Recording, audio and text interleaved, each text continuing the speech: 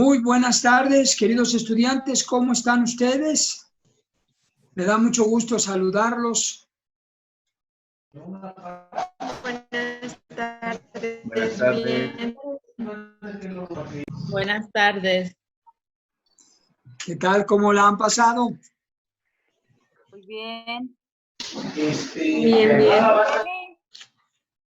Qué bueno, pues me da gusto saludarlos. Denme un minutito, porque estoy escuchando.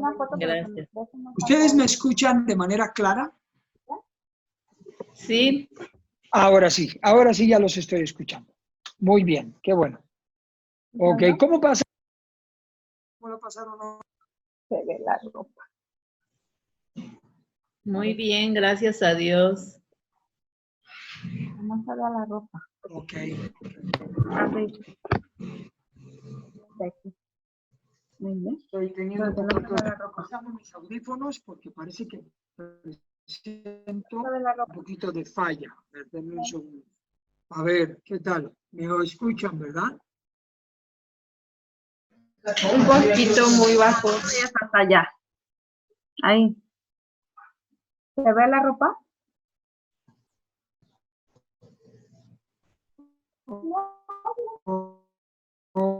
Ok. Denme un segundo De frente, párate aquí. Ahí. porque perdí la conexión. A ver, perdí la conexión de no sé por qué. A ver. iPods dice. Sí, ya oigo. Ahora sí, ya los escucho. Ok, ya los estoy escuchando. Muy bien. Bueno, otra vez disculpen. Saludos a todos. Me da mucho gusto saludarlos. ¿Están listos para el cierre de nuestro curso esta tarde? Sí, Es nuestra última clase. Sí. Muy bien, es nuestra última clase. Vamos a aprovechar al máximo el tiempo, el aprendizaje que podamos obtener de esta última sesión. Bueno, yo quiero iniciar esta clase presentándoles a ustedes el trabajo que hicieron 3 compañeros, 2 compañeras, un compañero.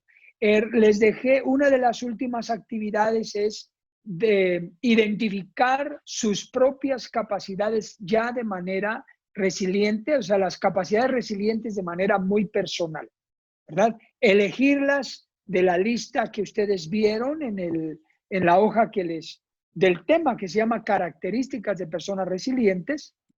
De ahí pueden seleccionarlas, pero al mismo tiempo pueden relacionar con las características que ustedes ya han identificado durante todo el curso y que íbamos a nombrar o a definir con una palabra.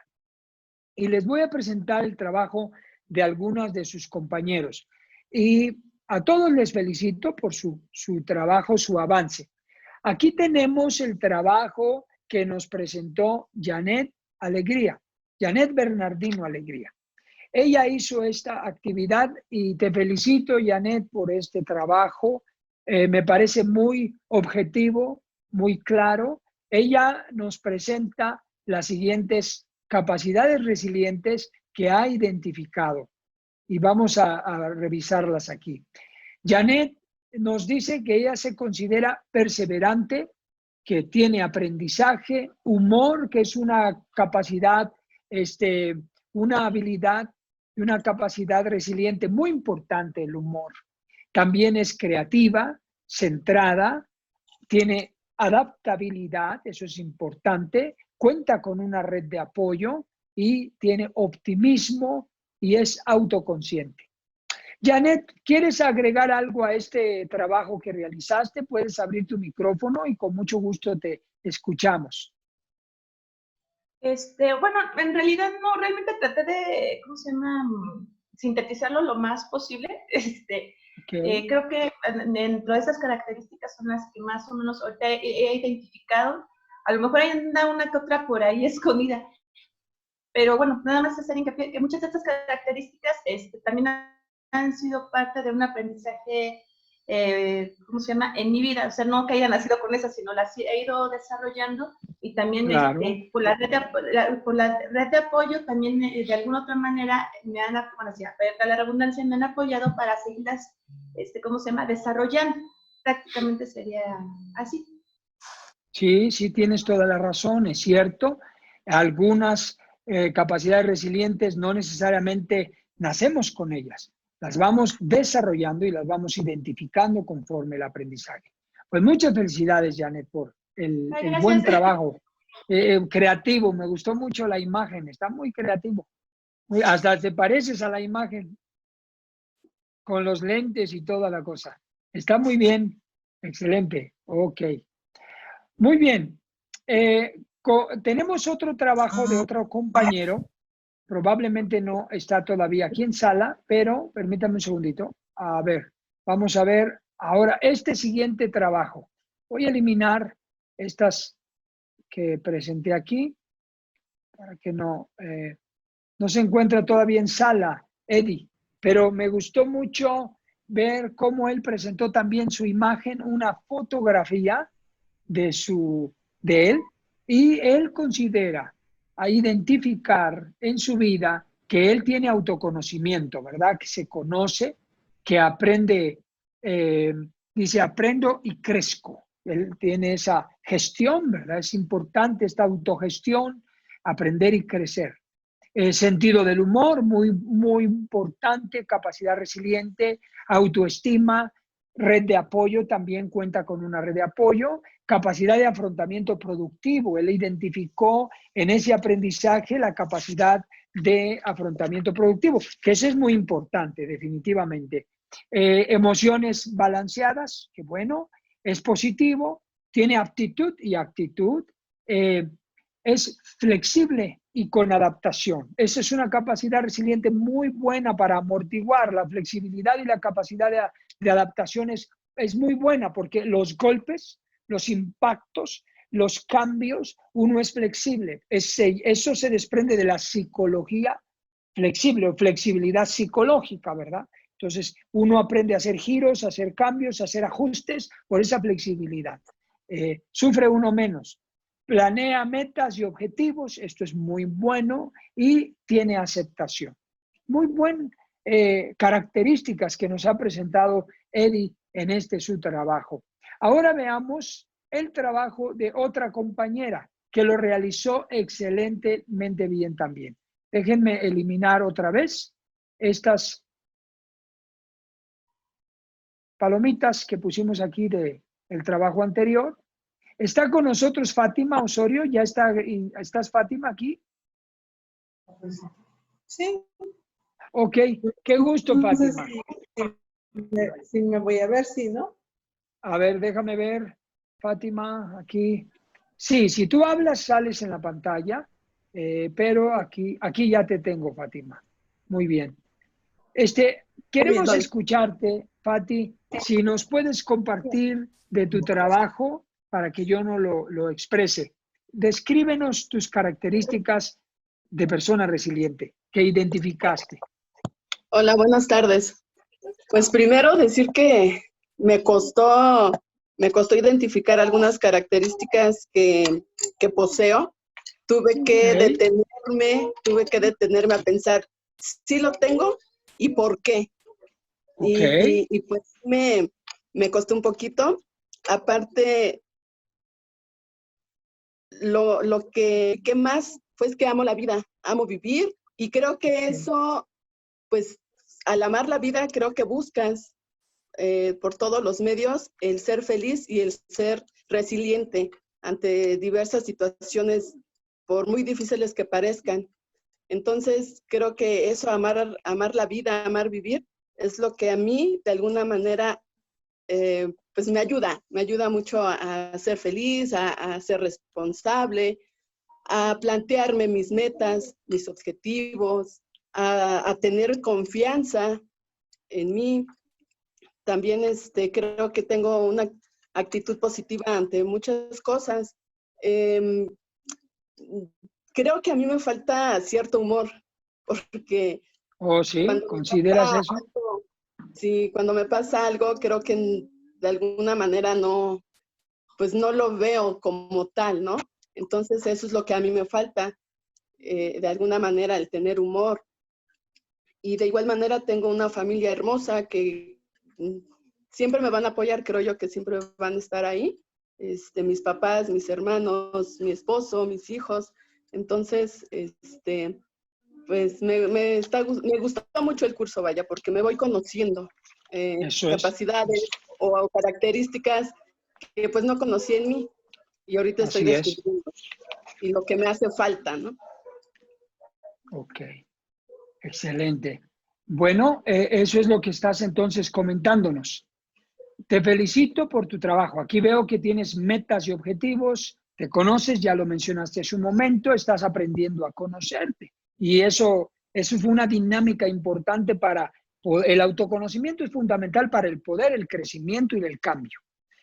Soy proactiva, estás dispuesta a aprender, eso es muy importante. Soy flexible, busco soluciones y aquí soy empática. Son las características y soy responsable, ¿verdad? Que identificaste. Te felicito. Veo que no escribiste, como bien dijiste, humor, ¿verdad? Y creatividad. Pero está bien, si no las estás identificando con honestidad, está bien. O sea, no tenemos que poner algo que no es, tampoco, como bien lo acabas de mencionar. Tenemos que poner algo que sea legítimo a nuestra vida, ¿no? Muy bien. Algo que es, gracias Fati, muchas gracias por tu trabajo, excelente actividad. De nada. Algo que quiero solamente volver a referir, no estoy diciendo que es la capacidad resiliente más importante, no. Solamente una referencia agregada. Ya se los había mencionado cuando vimos la casita de la resiliencia, la última vez que repasamos, que entramos de lleno a analizar las capacidades resilientes propias, que son 7, ¿verdad? Dentro de esas 7 están los 3, no son solo 7, que también debo aclarar eso. Seleccioné 7 que son importantes que complementen. ¿Por qué seleccioné 7? Porque no hice este curso, no lo diseñé ni lo adapté para decirles yo todas las capacidades resilientes, sino que ustedes puedan descubrir capacidades como resilientes a través del aprendizaje, porque son 4 de los principales objetivos. Es identificar capacidades resilientes, aprender cuáles son nuevas capacidades resilientes, reflexionar y aplicar el conocimiento. Entonces, solo seleccioné 7 propias e innatas de la resiliencia emocional, pero hay muchas otras más, como las vimos en la lista de aptitudes, como ustedes descubrieron con el yo soy, yo tengo, yo puedo, yo estoy, y que también podemos utilizar los factores protectores como capacidades resilientes de apoyo, factores protectores. Eso nos sirve para desarrollar, construir resiliencia. Pero bien, volviendo al humor y la creatividad, el humor y la creatividad nos ayudan mucho a la resolución de problemas, a la flexibilidad mental, a ser eficaces en la toma de decisiones, porque relaja mucho el estado mental y emocional, y eso da lugar a flexibilidad, da lugar a la apertura de solucionar problemas y conflictos, da lugar a tomar decisiones con un mejor estado de ánimo. Por eso es que humor y creatividad son parte de capacidades resilientes. De hoy en adelante, cuando ustedes identifiquen a una persona que es muy creativa o que tiene muy buen humor, siempre hace bromas, chistes y hace cositas así, debemos saber que esas son capacidades resilientes y sirven de mucho para la reconstrucción, para la resiliencia, el afrontamiento y, repito, solución de problemas, flexibilidad mental, toma de decisiones. Son importantes, muy importantes, quizá más de lo que imaginábamos, ¿verdad? Ok. Fati, adelante. Bueno, mencionando o escuchando más bien lo que usted menciona, pues entonces tengo humor. O sea, yo me basé quizá a lo mejor me basé en lo que decía el documento que decía que hacíamos hasta bromas de lo que nos había pasado. Y pues eso no me ha pasado. Sin embargo, me considero una persona alegre, me considero una persona bromista. Entonces, pues claro, también soy creativa. Lo he visto a lo mejor en trabajos de mis hijos que tienen que hacer cierta cosa. empezamos a idear, ¿no? ¿Qué hacemos? ¿Cómo lo hacemos para que llame la atención? Entonces, pues por lo que acabo de decir, pues entonces sí me considero creativa y con humor. Bueno, me da mucho gusto. Entonces, agrégalos en tus características de una persona resiliente. Bueno, las mamás, las que cocinan, yo, por ejemplo, aquí en casa con mi esposa, ¿cuánta creatividad se necesita para hacer diario de comer, verdad? ¿Qué hacemos ahora de comer? Se necesita pensar para no terminar comiendo lo mismo. Es muy cierto. Okay. Aunque puede ser simple, ¿no? Porque hacer de comer todos los días puede ser un factor de problema en algunos casos. Ok, qué bueno. Pues Fati, te manda Nancy Alegría un mensaje y dice, qué lindo tu trabajo, Fátima, la imagen me encantó, expresa mucho. Ok, esto te lo dice Nancy Alegría en un chat. Lo agradezco mucho. Ok, Gracias. Muy bien. Vamos entonces adelante con nuestra clase de hoy. Abramos nuestros manuales, el manual del alumno, página, si no me equivoco, 29. ¿Estamos listos para leer? Ok. Voy a pedir, por favor, a una persona que lea el encabezado del tema de hoy, que es el sexto tema del marco teórico, y el punto número 1, el enojo y la ira. Esos 3 párrafos, por favor. Adelante, alguien que desee puede abrir su micrófono y leer, iniciar la lectura. Si gusta yo, profe. ¿Cómo no? Adelante, Caro, la escuchamos. Manejo de las emociones y empatía para el logro de una resiliencia emocional. Esta habilidad propone aprender a navegar en el mundo de las emociones y sentimientos, logrando mayor sintonía con el propio mundo afectivo y el de las demás personas. Las diversas emociones desempeñan una función muy importante en el ser humano, ya que son necesarias para la supervivencia y para procurarnos mejoría en nuestra vida diaria. Número 1. Hasta ahí. Gracias, hasta ahí. Ahorita sigue leyendo. Sí, solo déjeme hacer un comentario. Lo que está leyendo, Caro, este encabezado, este primer párrafo, este concepto relacionado con el manejo de las emociones y la empatía, que es la clase, es una de las habilidades para la vida. De hecho, las dos. Manejo de las emociones es una habilidad para la vida que propone la Organización Mundial de la Salud para que podamos mejorar nuestro estado de salud mental. Y el segundo es la empatía. También la OMS la considera una de las habilidades para la vida que se deben desarrollar, que se pueden desarrollar. Y empatía es parte esencial de la inteligencia emocional. Cuando veamos el curso de inteligencia emocional, todos los que ya se inscribieron, vamos a profundizar más en estas dos habilidades para la vida. En esta clase de manejo de las emociones, solamente abordaremos 2 emociones. No nos vamos a sumergir en el campo de varias emociones como lo hacemos en inteligencia emocional, porque esa es una materia de inteligencia emocional, pero ahorita nosotros nos enfocaremos en 2, el enojo y la tristeza. ¿Cuál es la razón? Porque, a ver, y díganme por favor ustedes, en el proceso del duelo, ¿recuerdan las 5 fases del duelo que aprendimos en tanatología? ¿Cuáles son, en dónde encontramos el enojo y la tristeza dentro de las fases del duelo?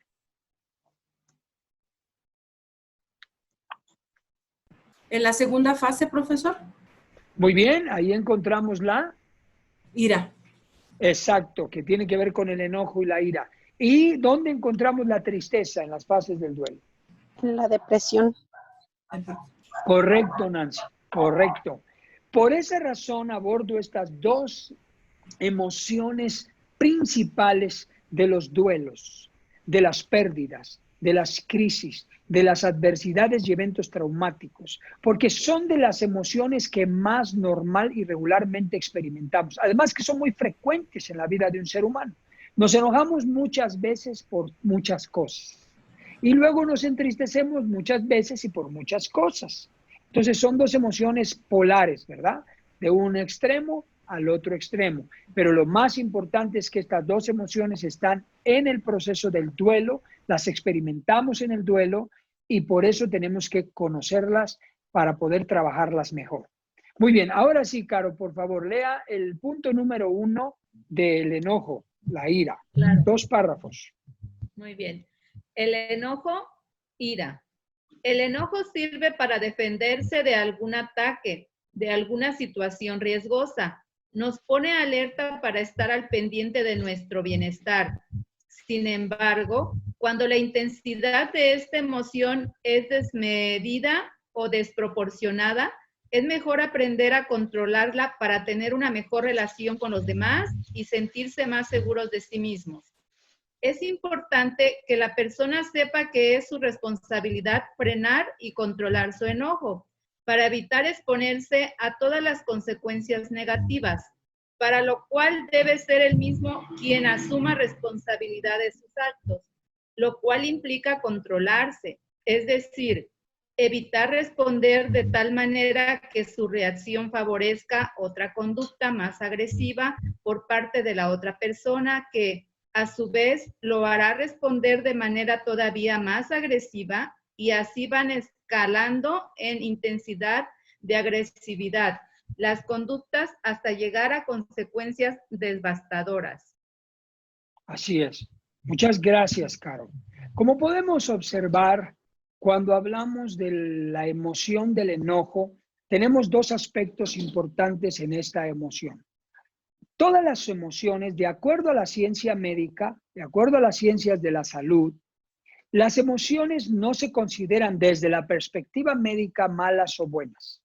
Simplemente son experiencias, son sustancias químicas, son expresiones de las experiencias que vivimos y de los procesos mentales. Cuando hablemos de inteligencia emocional, vamos a trabajar un poco más la neurobiología y cómo se procesa dentro del cerebro las emociones y cómo éstas se desarrollan a través de los pensamientos y de las experiencias. Entonces, la emoción del enojo es una emoción legítima y es una emoción de instinto de conservación. Una madre se enoja si están atentando contra sus hijos. Y ese enojo hace que sus sentidos sean más alertas, más alarmas, más fuertes para defender, proteger y cuidar. Lo mismo un padre, lo mismo un hermano mayor. El enojo es una emoción natural que nos protege, nos cuida, demanda, ¿verdad? Por ejemplo, en algunos casos, en la consejería matrimonial, aprendemos también que una esposa y un esposo pueden enojarse en el matrimonio, pero por ejemplo, decir, no voy a permitirte que destruyas esta relación. Entonces, la persona toma una decisión de enojo para impedir que las cosas se pongan peor, ¿verdad? Para impedir que la situación se agrave. Entonces, el enojo nos permite proteger, nos permite cuidar. Pero la meta es manejar el enojo para que el enojo no se convierta en algo peor, desastroso, que no hagamos como hemos aprendido, ¿verdad? O no sé si ustedes han escuchado que a veces se dice que el problema representa el 5% y el 95% del problema nosotros lo hacemos, ¿verdad? Yo provoco que el problema sea 95% mayor de lo que es. Es importante que nosotros evitemos eso, que no hagamos una tormenta tampoco en un vaso de agua. Por eso necesitamos aprender a manejar el enojo, porque nos puede llevar a malas decisiones, nos puede llevar a ira y nos puede llevar a violencia y se añaden muchos otros males como aquí lo leímos, ¿verdad? Muy bien. Ahora, ¿cómo manejamos entonces el enojo? Esa es una buena pregunta. Vamos a ver unas estrategias para manejar el enojo. Voy a pedir que, a ver, son 4 estrategias, 5 para manejar el enojo. Vamos a pedir, por favor, a ver, Valeria, si nos puede leer el inciso A, Claudia, si nos puede leer el inciso B, Vianney, nos puede leer el inciso C, y si nos ayuda Jesús Reséndiz, nos puede leer el inciso E, el último. Ok, en ese orden, abra su micrófono indistintamente para que los escuchemos. Estrategias para controlar el enojo. Adelante. Autoinstrucciones positivas para evitar respuestas impulsivas que ocasionen un enfrentamiento, conflicto o agresión.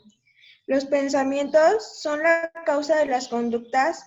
Cuando una persona se dice a sí mismo cosas negativas, está provocando enojo. Es importante que aprendan a decirse cosas positivas que ayuden a contrarrestar el enojo. Sí, excelente. Muchas gracias, Valeria. Esta es la primera estrategia que nosotros tenemos que aprender. Cuando nosotros enfrentamos una situación que nos hace enojar, tenemos nosotros que aprender a desarrollar esta habilidad, que es darnos autoinstrucciones positivas. No calentar los ánimos dentro de nosotros mismos. ¿Cómo? Con más pensamientos, más leña a la carne, más leña al fuego, más leña al fuego, y le aumentamos y lo procesamos y lo agravamos y lo maximizamos. Debe ser al revés.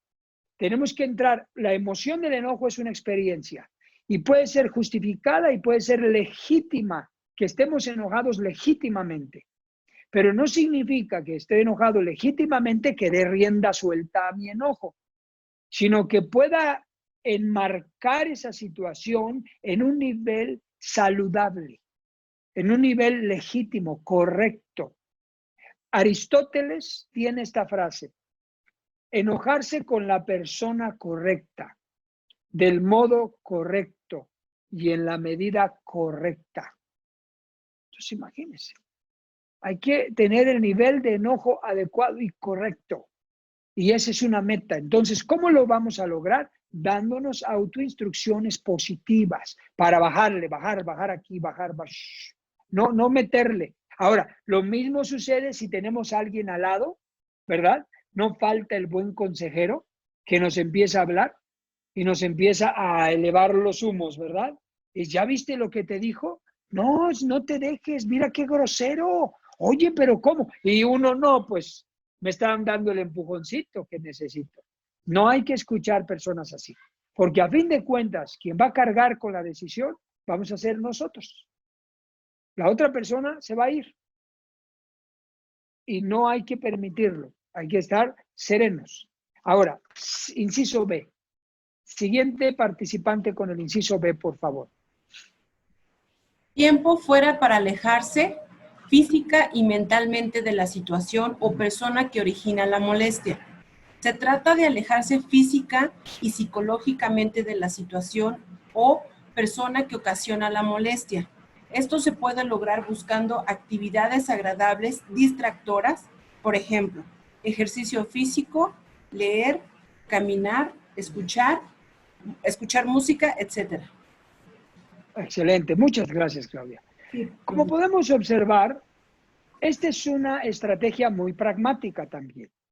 Nosotros tenemos que poner de nuestra parte. Si la situación del enojo se torna tensa, la estrategia habla de alejarse tiempo fuera, si es físicamente o mentalmente, depende. Si la situación está presente, yo me alejo físicamente. Si la situación es mental, yo me alejo mentalmente de la situación. Depende el momento y el lugar. Esto aplica mucho al trastorno de déficit de atención e hiperactividad, que está en una de las estrategias de manejo. Cuando se le da un manejo a los niños que tienen déficit de atención e hiperactividad, se sugiere mucho que se les marque un tiempo fuera, porque los niños, por ejemplo, llevan a un niño con déficit de atención e hiperactividad a la escuela. Está en un salón de clases, 20 alumnos, 25 compañeros. El niño con déficit de atención tiene cierta capacidad de tolerancia.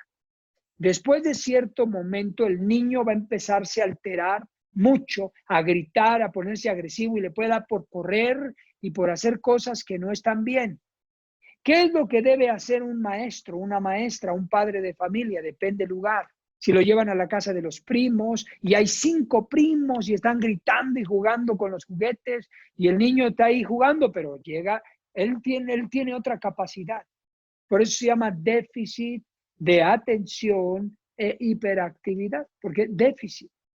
¿Y qué pasa? Debe haber un tiempo fuera, el maestro debe agarrar al niño, vente papacito, llevarlo a un lugar fuera del aula, a un espacio fuera, para que el niño comience a serenarse y a entrar en control.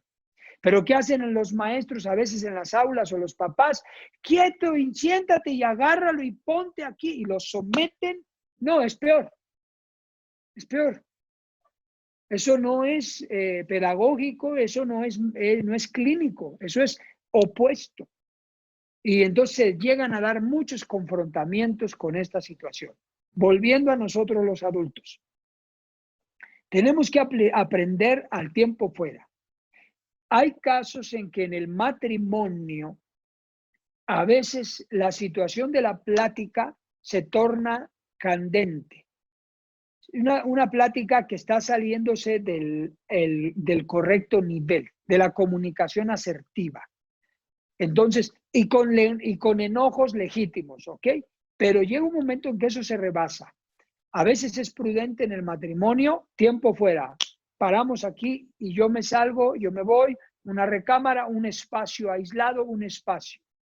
Eso es muy saludable, porque hay que enfriar las emociones, porque hay que desconectar neuronalmente. En la neurofísica se llama desconexión neuronal. También lo aprendemos mucho en inteligencia emocional. Entonces, eso es muy legítimo y muy válido. Y tenemos que aprender a hacerlo en los momentos oportunos. Pero hay casos, hay 2 extremos aquí. Hay 2 extremos que se viven en las relaciones de pareja, sobre todo de pareja, cuando se aplica el tiempo fuera. Un extremo es que hay mujeres u hombres, normalmente, disculpen, se llega a dar en mujeres, disculpen las mujeres, normalmente, que el hombre dice, ¿sabes qué, mujer? Ya no hay que discutir por esto, está esto muy tenso, me voy. Y la mujer, no te vas. Temer, no te vas. Y lo agarra y se le va a la puerta y se pone en la puerta y no te sales hasta que no. No, eso no es manejo del enojo. Eso es imprudente. Porque a veces de ahí se derivan los golpes, las ofensas, la agresión. No debemos subestimar las emociones, porque las emociones no se dictan. Las emociones no se dice qué sentir y a qué intensidad sentir. Las emociones se disparan de acuerdo a los eventos que estamos viviendo. Y por eso necesitamos estrategias para que la emoción se maneje, en este caso el enojo.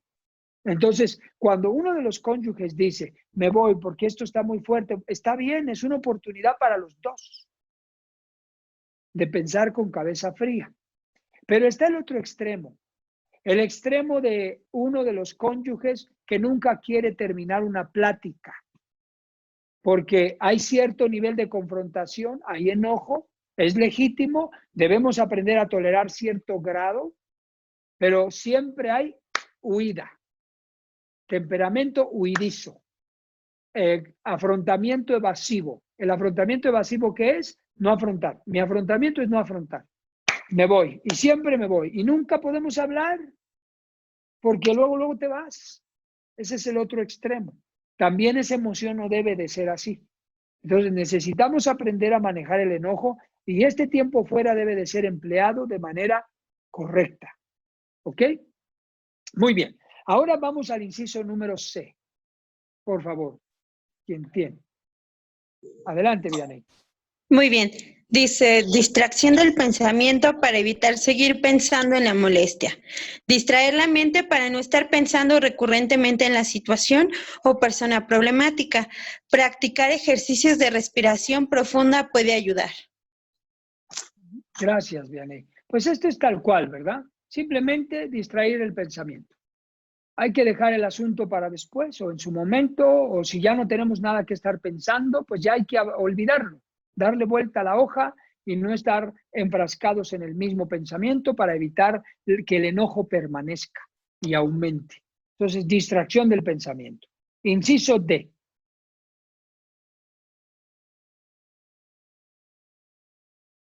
¿A quién le tocó el inciso D? No le di a nadie, ¿verdad? El inciso D. Bueno, a ver, alguien que quiera leer el inciso D. Autoinstrucciones positivas para realizar otras actividades y prepararse para resolver la molestia.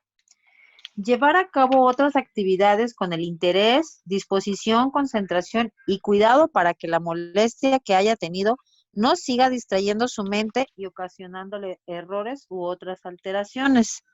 Una vez que logra la calma, puede aplicar la estrategia de solución de problemas para llegar a acuerdos y evitar que en el futuro se susciten conflictos similares. Muy bien. Muchas gracias, Claudia. Si ustedes se fijan, el inciso A y el inciso D emplea la misma palabra al principio, autoinstrucciones. Pero en el inciso A habla de autoinstrucciones para evitar respuestas agresivas y se enfoca en los pensamientos. El inciso A. El inciso D es acciones, medidas que tenemos que tomar, prácticas, y que hay que dar autoinstrucciones positivas para realizar otras actividades y prepararnos para resolver la molestia. Vamos a hacer otra cosa. Ya lo emplea lo físico, emplea lo exterior, la dinámica práctica. El primero es para cuidar la manera de hablar, de comportarse desde el pensamiento. Pero esto ya habla de acciones, como también el tiempo fuera, ¿verdad? Habla de acciones. Ahora vamos a la última estrategia, inciso E. Por favor, ministro Jesús. Reestructuración cognitiva. Sí. Cambiar pensamientos negativos e irracionales por otros positivos y sustituir ideas que generalicen la molestia. Siempre, nunca. Evitar el uso de etiquetas es no adivinar los sucesos ni los pensamientos de los otros y evitar tener pensamientos de venganza. Ya verá, o pensamientos donde determine cómo debería comportarse la otra persona. La reestructuración cognitiva es necesaria para sustituir estos pensamientos por otros más positivos y adaptativos. Gracias, ministro. Como podemos leer, es explícito también lo que estamos escuchando, así como lo dice su palabra, reestructurar cognición. Cuando hablamos de cognición, hablamos estrictamente del proceso mental, es decir, de la parte neocórtex del cerebro o de la corteza cerebral del cerebro. En otras palabras muy comunes, de la parte de los sesos, ¿verdad? La materia gris.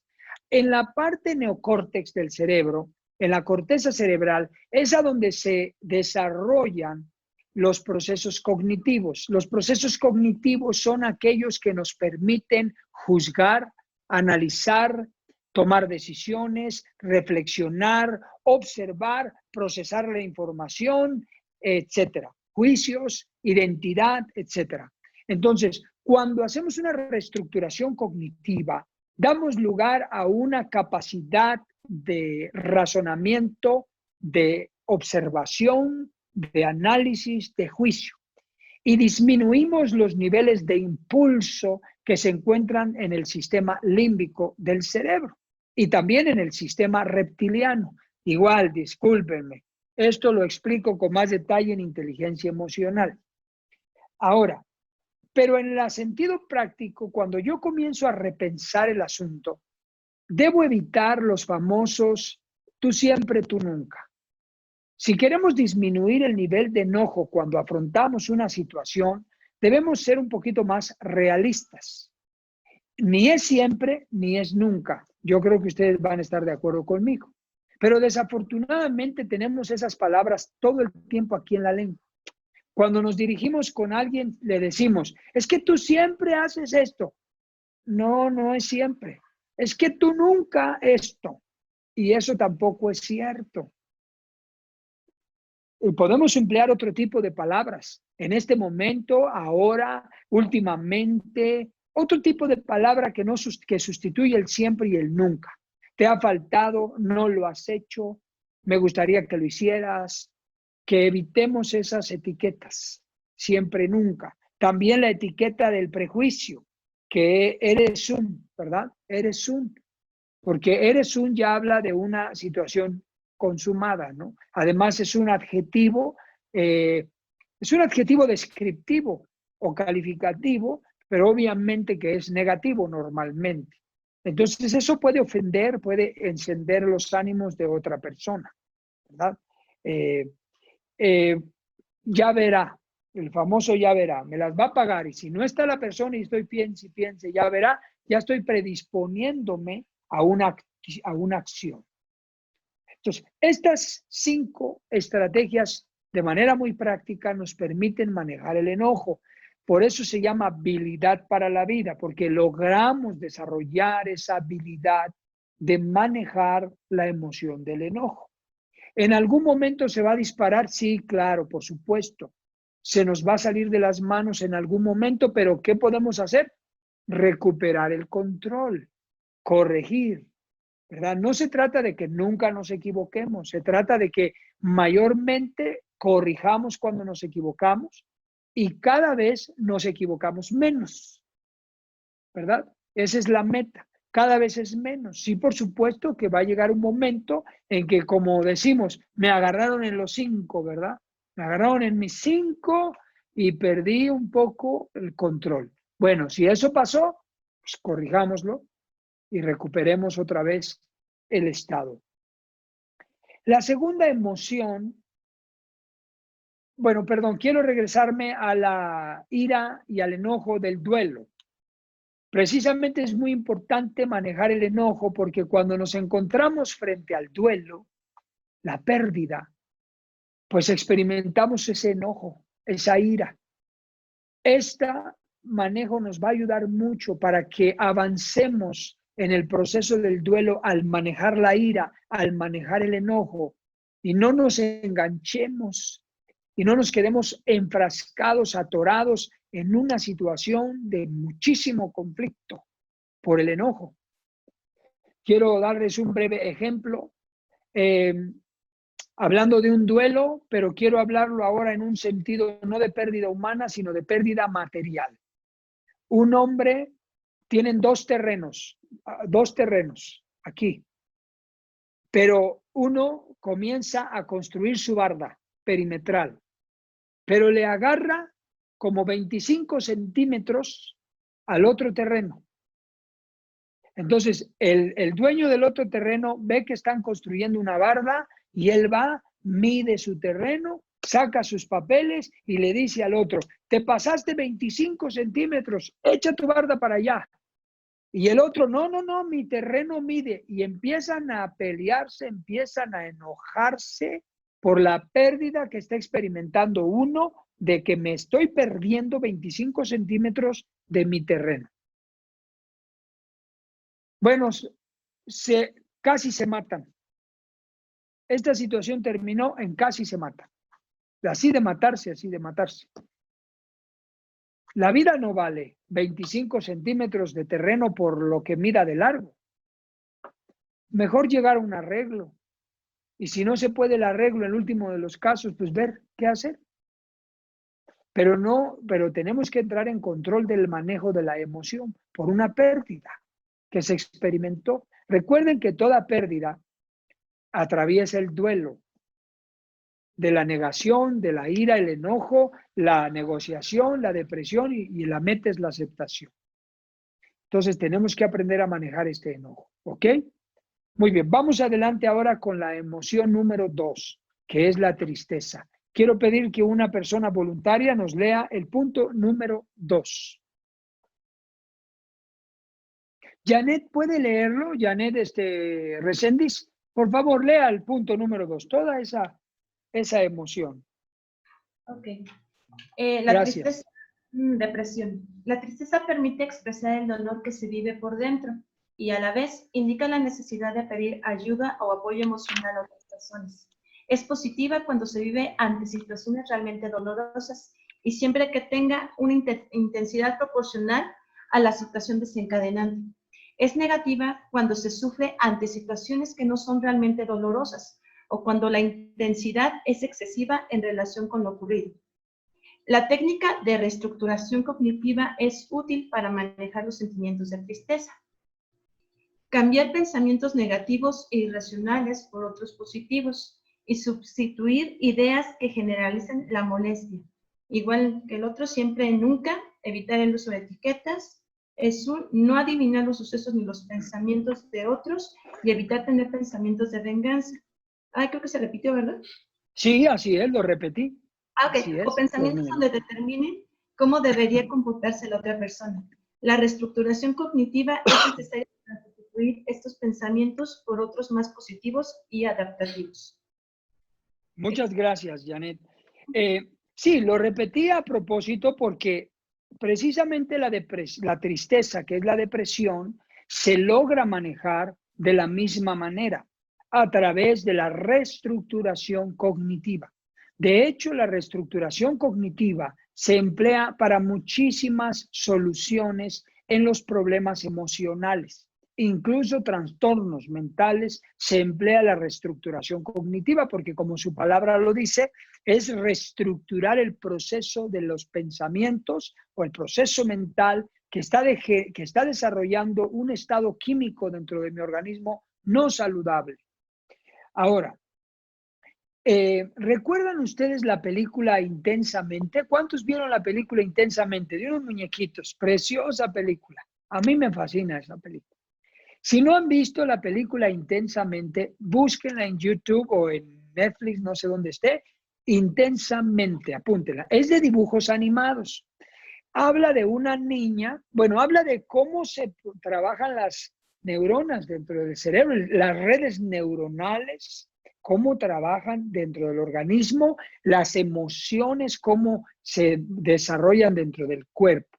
Y lo que quiero yo referir como ejemplo de la tristeza, para que podamos darnos una idea, que la tristeza es una emoción tan legítima como el enojo, y es pura y es correcta, pero tenemos que cuidar la tristeza para que la tristeza no se exceda por situaciones que no corresponden a ese nivel o a ese grado, y terminemos cayendo en un estado de pérdida debido a la tristeza, o un estado de depresión, porque la tristeza es la antesala de la depresión.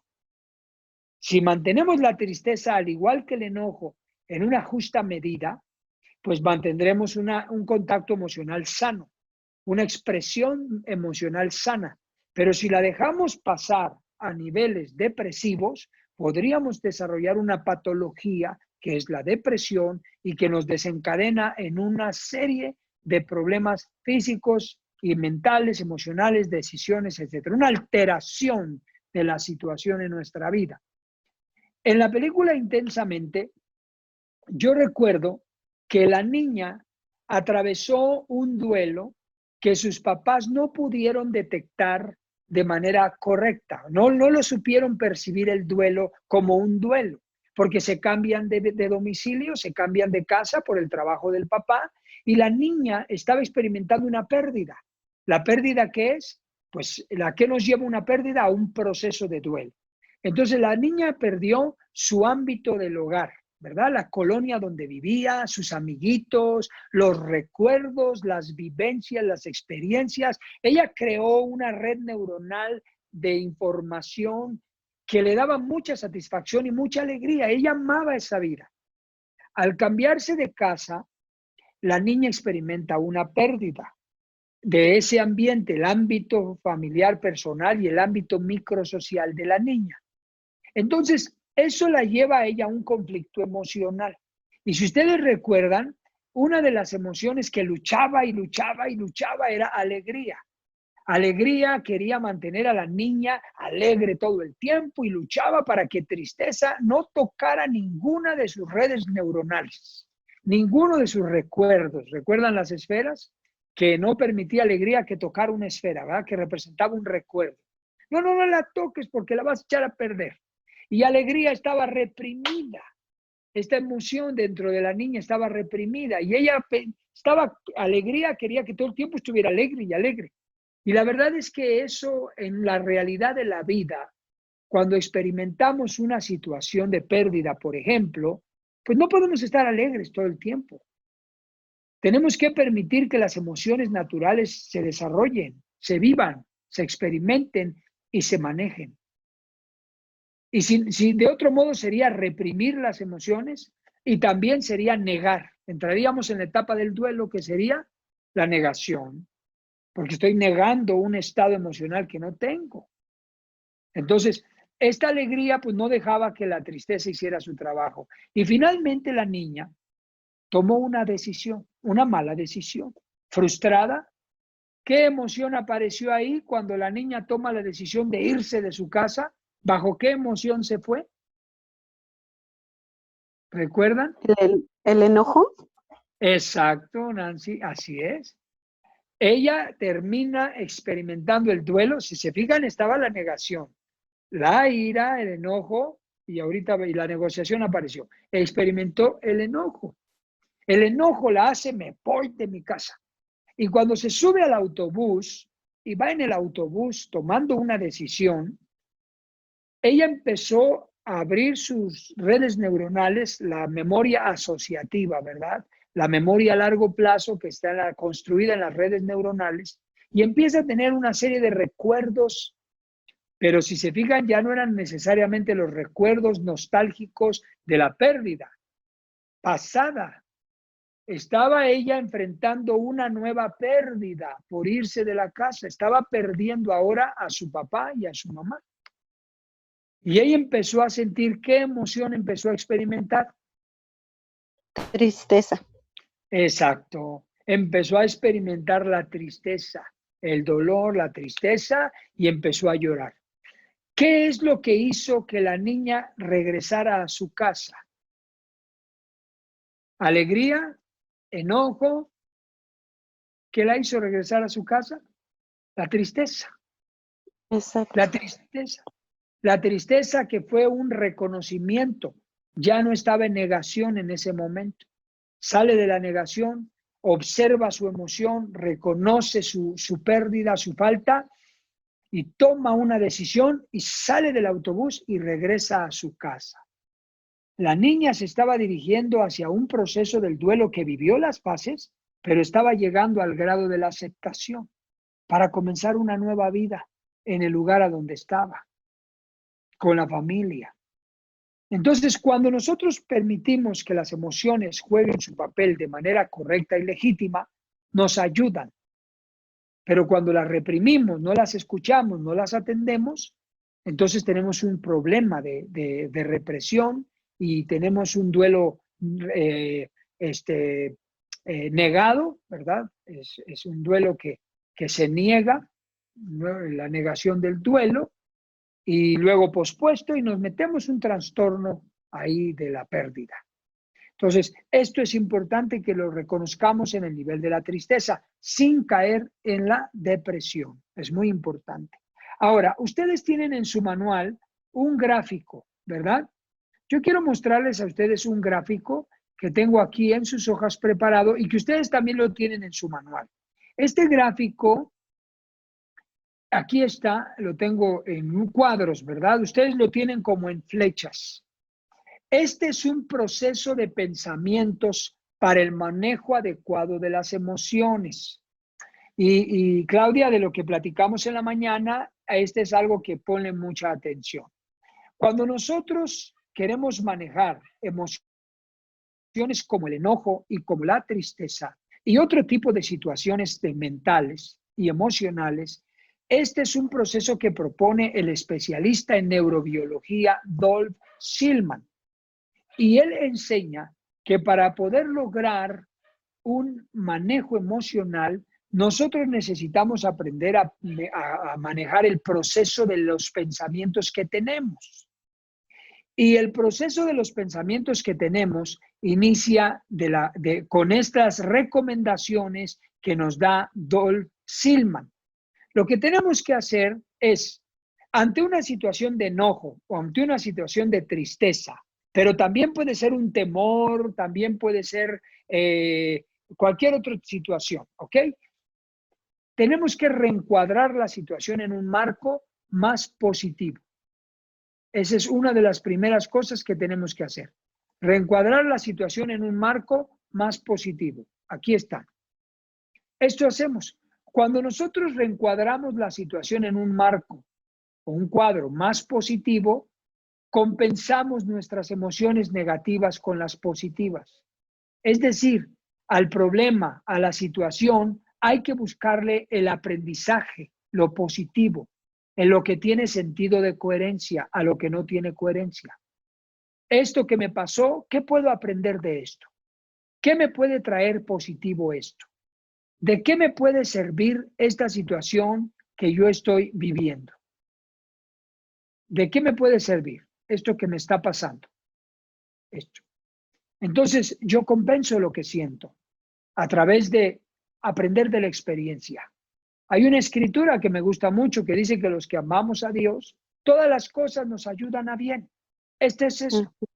Al decir esto, estoy reencuadrando la situación en un marco más positivo, un cuadro más positivo. Segunda sugerencia, estrategia. Perdón, mental. ¿puedo hacer una pregunta ahí? Claro, adelante. Dice reencuadrar la situación en un cuadro más positivo. Quizá me estoy confundiendo con la definición. Es decir, cada vez que yo escucho buscarle un sentido de coherencia, no me cuadra o me enoja. O sea, en el sentido de que hay cosas que no son coherentes. Yo quisiera preguntar si a lo mejor lo estoy entendiendo mal, porque si usted me pregunta en este momento qué me ayudó a encuadrar mi situación, y quiero saber si esto es correcto, si encaja aquí o no es que dentro de todo lo malo que sucedió, yo pude decir, no quedó perdido mi hermano y lo encontré. O sea, sí murió, sí, pero lo encontré y sé dónde está. ¿Esto es correcto o de plano sí le tendría que encontrar algo positivo o lógico? No sé. Ok, Nancy. Muy buena pregunta y tienes toda la razón en hacer una pregunta. No podemos forzar este proceso mental. No, esto que estoy mencionando, si en esta etapa de tu vida, en esta etapa del proceso del duelo, no se puede lograr esto, hay que esperar. Más adelante puede haber una respuesta. Más adelante puede haber un aprendizaje. Más adelante puede haber una experiencia y esto se pueda reencuadrar en algo más positivo. No significa que el hecho que pasó se reencuadre en algo más positivo, sino lo que después está pasando. Puede ser que tenga algo o se saque algo positivo después. Si no es en el momento, no se tiene que aplicar, porque no se va a poder. Tus emociones, tus procesos mentales no lo van a permitir. Entonces, eso sería algo opuesto al proceso de la recuperación. La recuperación lleva su tiempo. La recuperación, la aceptación lleva su tiempo. Entonces, de momento, este proceso mental así es, así debe de ser, pero va a llevar el tiempo que lo requiera y si es que se puede aplicar bajo esa circunstancia. ¿Ok? Ok, gracias. Muy bien, pero vienen otros procesos mentales, otras recomendaciones que se sugieren aquí dentro del proceso mental. Otro de ellos es el autocontrol. Es decir, ¿cómo logro en este sentido de mi vida? ¿Cómo puedo lograr el autocontrol? Bueno, lo puedo lograr a través de alejarme de los estímulos. Para que yo pueda entrar en un proceso mental saludable y que reduzca el impacto que pueda tener en mi vida, me alejo de los estímulos. Es decir, pueden ser lugares. Acuérdense que esta parte de alejarse de los estímulos puede ser física o mental. ¿Qué es lo que puede estimularme a sentirme como me siento? ¿Qué puede estimularme a sufrir como estoy sufriendo? ¿Qué puede estimularme al enojo? ¿Qué puede estimularme a la tristeza? Eso me alejo. Porque si no, entonces yo provocaría un duelo traumático, porque estaría yo reexperimentando el dolor, ¿verdad? Estaría yo dando un pie al trastorno mental de estrés postraumático, que se da mucho el estrés agudo, que es reexperimentar la vivencia. Entonces, ¿qué hago para que yo deje de sufrir en ese sentido alejarme de los estímulos, sean físicos o sean mentales. ¿Qué estoy haciendo automáticamente? Estoy entrando en control de mis emociones, control del proceso mental y voy a obtener un mejor estado. Siguiente parte del proceso mental. Yo puedo y debo, en ese sentido, cambiar el foco de atención. Debo cambiar el foco de atención para que entonces aquí aplique un proceso mental. Cambio el foco de mi atención. Si hay pensamientos intrusivos y que invaden mi mente y parecen controlarla, yo debo trabajar el cambio de foco de atención. Debo de entrar en control de este proceso mental y cambiarlo. Todo el tiempo que sea posible. Debo cambiarlo y cambiarlo para que no produzca el estado químico que no es favorable para mi salud. Lo cuarto que sugiere Dolph Silman en este proceso de los pensamientos es poner fin a la cadena de pensamientos irritantes. Tenemos que aprender a eso. Poner fin a la cadena de pensamientos irritantes es parte de cambiar el foco de atención. Es parte fundamental de que lo podamos nosotros hacer. Eso le llama la neurobiología interrupción neuronal. Hay un proceso mental que se está desarrollando en mi mente, que está produciendo un estado bioquímico no favorable dentro de mi organismo. Entonces, ¿qué hago? Pongo fin a la cadena de pensamientos irritantes. Corto con ese pensamiento y le doy la vuelta. Entonces, hay pensamientos que requerirán de mayor trabajo y largo tiempo cambio el foco, porque después voy a tener que atenderlos y resolverlos. Pero hay situaciones que sucedieron y que también se pueden superar poniendo fin, punto final. Esto ya no se vuelve a tratar, esto no se vuelve a tocar, esto no se vuelve a hablar, y le damos vuelta a la hoja y pongo fin a esta cadena de pensamientos. Ya lo hablamos, ya lo expresamos, se acabó el asunto. Por ejemplo, cuando hemos dado consejería matrimonial, perdón, un ejemplo que es de una pérdida de la confianza en un matrimonio por una infidelidad. Entonces, el matrimonio viene a consejería y el matrimonio dice: queremos restaurar nuestro matrimonio. Ok, muy bien. ¿Qué pasó? Pues una infidelidad. Muy bien. ¿Usted está dispuesto a perdonar? Sí, estoy dispuesto a perdonarlo o a perdonarla, depende del caso. Muy bien. Se trabaja el perdón, se habla de la restauración, de las condiciones del acuerdo, ¿verdad? De la disposición de ambas partes. Pero hay una condición importante. Yo he visto que cuando esta condición, este pequeño engrane de la consejería en esta situación de matrimonios por el asunto de la infidelidad no se cumple, hagan lo que hagan, el problema persiste y permanece, y los problemas, y pum, y otra vez, y pum, y otra vez. ¿Saben cuál es? No poner fin a la cadena del pensamiento. Es decir, si van a estar dispuestos a restaurarse matrimonialmente, a reconciliarse, porque recuerden que resiliencia es desarrollar un comportamiento vital positivo frente a la destrucción. Resiliencia es la capacidad de recuperarse. Resiliencia es reconstruirse. Resiliencia es reinventarse. Y si hablamos como ejemplo en un matrimonio que se va a recuperar, que el matrimonio tiene que ser resiliente para recuperarse de este problema de infidelidad o de endeudamiento, lo que ustedes quieran, lo que comprometa la confianza en este aspecto. Pero hablemos de la infidelidad. Si el matrimonio va a recuperarse, si el matrimonio va a reconstruirse, es resiliencia matrimonial. ¿Me explico? Tiene que ser resiliente el matrimonio, la pareja tiene que ser resiliente. Capacidad de competencia para afrontar, social, dureza, robustez, recuperación, psicología positiva, las que vimos. Ahora, pero quiero decirles, ok, todo eso se hace y se está dispuesto a hacer. Pero cuando el matrimonio se va a su casa, vienen a la mente pues lo que pasó. Y la imaginación comienza a elevarse. Y vamos a pensar que la mujer falló y empieza el hombre a hacer comentarios otra vez, a hacer indirectas, a hacer preguntas. ¿Y qué va a suceder? El problema vuelve otra vez.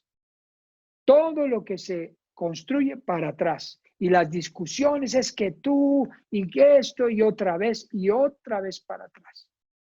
El compromiso de la pareja en ese sentido para reconstruir es poner fin a la cadena de pensamientos irritantes. Este asunto se habla una vez o el tiempo que se habló, se aclara, se trata y se pone punto final para siempre y no se vuelve a tratar. Ya no hay preguntas. Adelante, Nancy, te escucho. Okay. ¿Cómo no? Con mucho gusto. En este proceso del pensamiento, bueno, del manejo correcto, me surge una duda. ¿Cabe la posibilidad de no llevar un duelo adecuado? Es decir, yo recuerdo que vimos el duelo retrasado o pospuesto, que llegue uno a no manejar bien los pensamientos y lejos de ayudar, se vaya uno al duelo retrasado o pospuesto. Totalmente sí, totalmente posible. Así es, Nancy, así es. Correcto. ¿Y cuál sería el equilibrio para evitar eso? Bueno, lo que es vivir las fases del duelo en la dimensión, en la medida, en el tiempo que se requieren vivir, pero ir avanzando hacia la aceptación. Y para eso sirve mucho trabajar el proceso mental. Como decía yo hace un momento, vamos a pensar, lo voy a decir en un ejemplo en mi caso, para darles una idea. Fallece un hermano mayor, un hermano mío, que les comenté, 46 años, doloroso, pero ¿qué hago para que yo pueda avanzar hacia la aceptación? ¿Qué hago para que yo no sufra, no duela tanto, no me duela tanto su pérdida, para que no esté yo llorando, afligido, enojado, extrañándolo, molesto con él, etcétera? Bueno, yo cuando vienen pensamientos negativos de mi hermano, de dolor, de tristeza, pensamientos que me hacen recordar su dolor y su sufrimiento. ¿Sí me explico? Cambio el foco de atención yo. Lo cambio. Ahora, si vuelven a venir a mi mente situaciones de su enfermedad, que murió, bueno, lo voy a reencuadrar en un marco más positivo. ¿Cuál sería eso? ¡Wow! Él murió de diabetes, él tomó, él fumó, él no se cuidó, se bebió su vida. Entonces, ¿qué debo aprender de esto? La salud es importante. Yo tengo predisposición genética a la diabetes por mi papá, por mis tíos, por mis primos. Yo tengo en la familia, muchísimos tienen diabetes, muchísimos. Entonces, yo tengo una carga genética alta de diabetes. Entonces, ¿qué reencuadro en este sentido de mi hermano? Pues yo no voy a comer comidas altas en grasa, altas en azúcar y altas en sal, básicamente. Carbohidratos, grasas y sales los mantengo a bajos niveles. No tengo, gracias a Dios, diabetes a mi edad. Soy de los pocos que no ha desarrollado la diabetes, pero tengo más de 15 años cuidando mi salud. Tengo una alimentación no perfecta, yo como de todo como, pero poquito y de vez en cuando. No como cada rato carne de puerco, no como cada rato carnes. De hecho, mi esposa no come carne, nada, ni blanca, ni roja, ni de ningún tipo, pescados y vegetales. Entonces, llevo una dieta así. Por ejemplo, yo me alejo, ¿verdad?, de los estímulos en ese sentido y reencuadro la situación, marco más positivo. Esto es hablando de lo que aprendí y cambio el foco de mi atención en este sentido de los pensamientos intrusivos que vienen a mi mente para hacerme sentir dolor, tristeza y poder mantenerme en un objetivo. Ahora, no significa que nunca pienso en mi hermano. No significa eso, pero escojo qué pensamientos pensar. Elijo los pensamientos que quiero tener. Elijo los pensamientos y le doy lugar a los pensamientos que no me lastiman, que no me hieren, que no me cargan, que no me entristecen, que no me deprimen.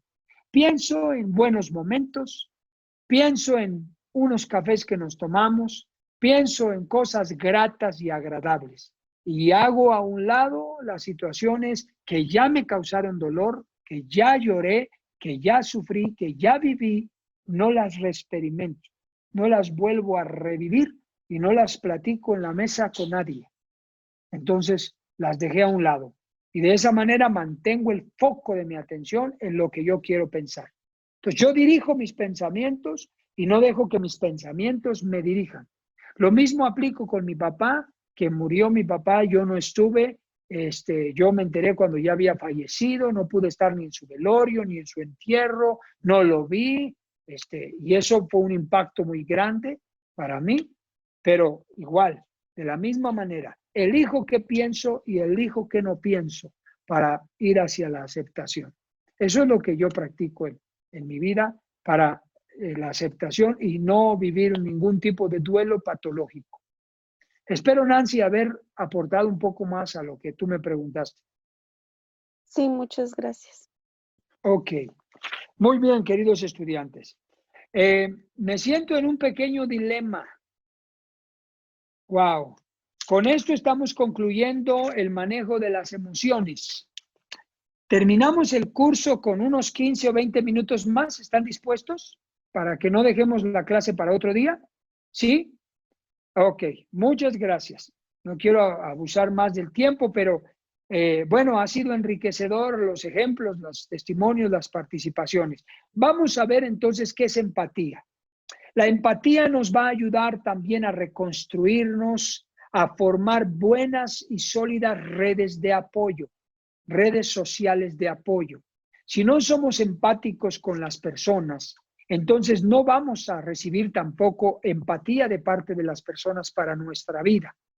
Y por lo tanto, nuestra red social de apoyo se ve afectada.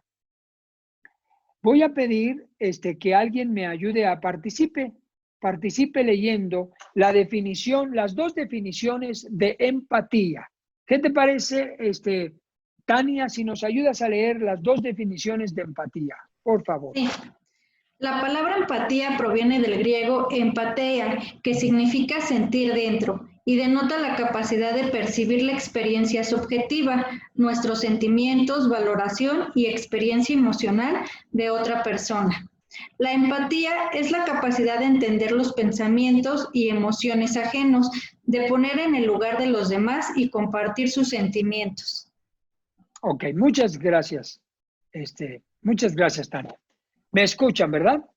Sí. Ok, gracias.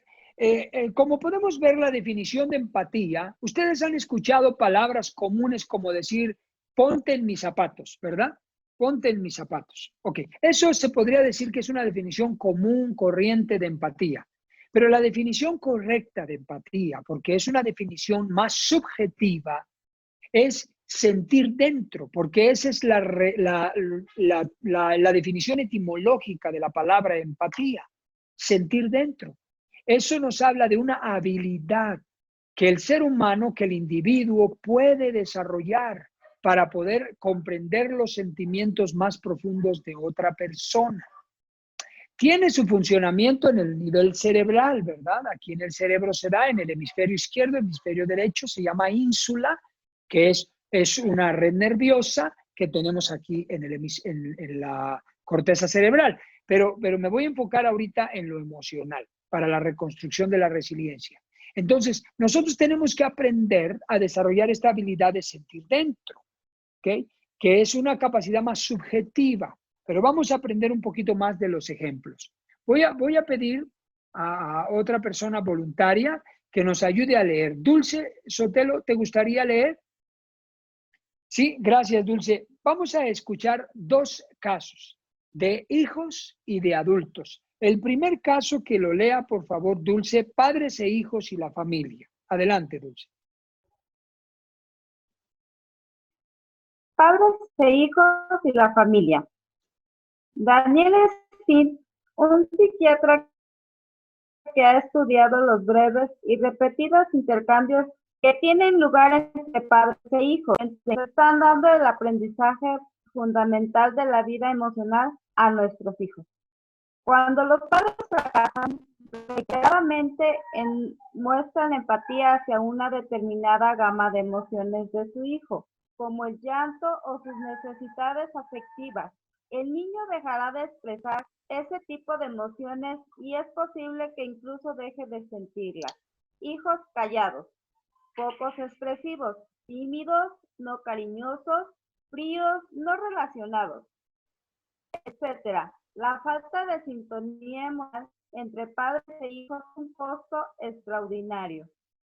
Diversos estudios han evidenciado que los niños que tienen más desarrollada esta capacidad muestran un mayor rendimiento académico que el de la media, aun cuando su coeficiente intelectual sea igual o inferior al de los otros niños menos empáticos.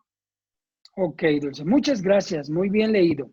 Bueno, como leyó su compañera Dulce, este ejemplo que yo les presento aquí, este caso de empatía, de acuerdo al especialista Daniel Stern, la empatía es fundamental, que los padres podamos aprender a ser empáticos con los hijos. Es decir, que los padres logremos desarrollar la capacidad, la habilidad de sentir, de experimentar los sentimientos de nuestros hijos.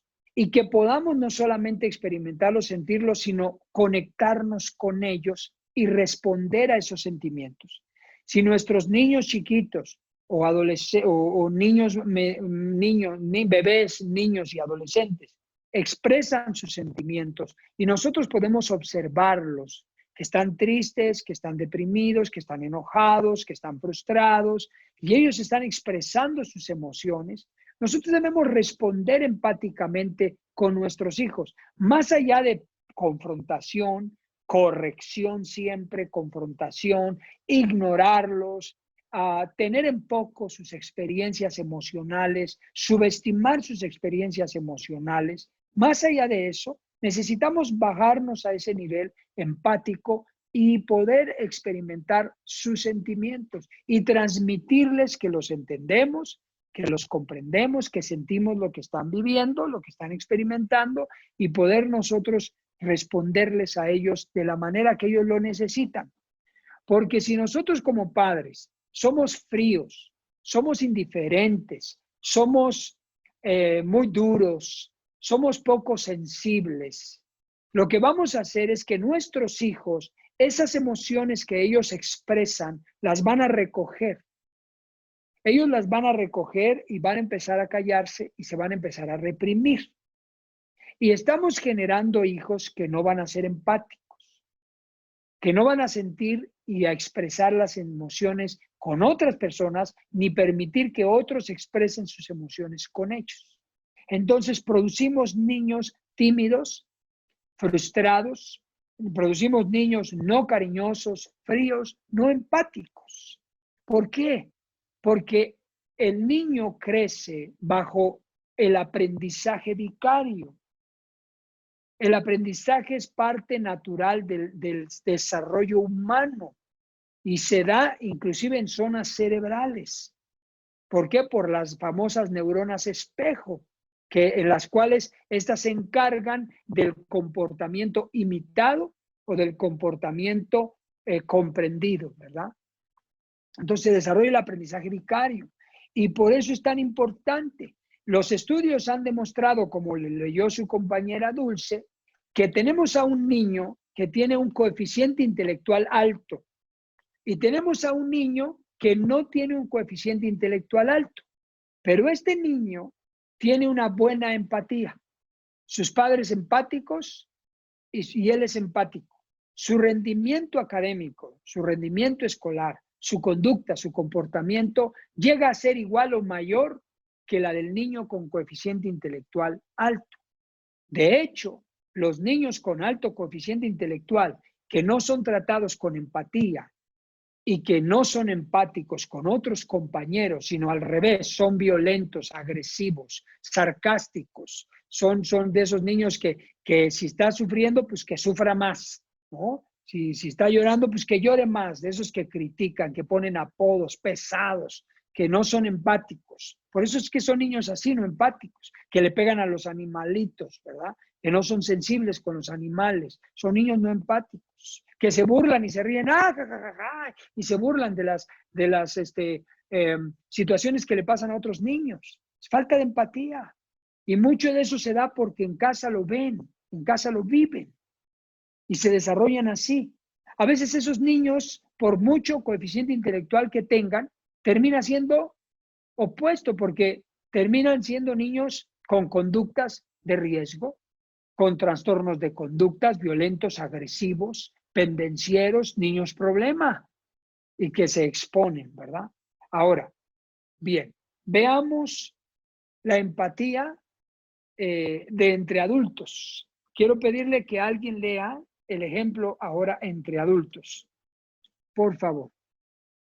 Adelante, Alma. Puedes leer, Alma. Con mucho gusto.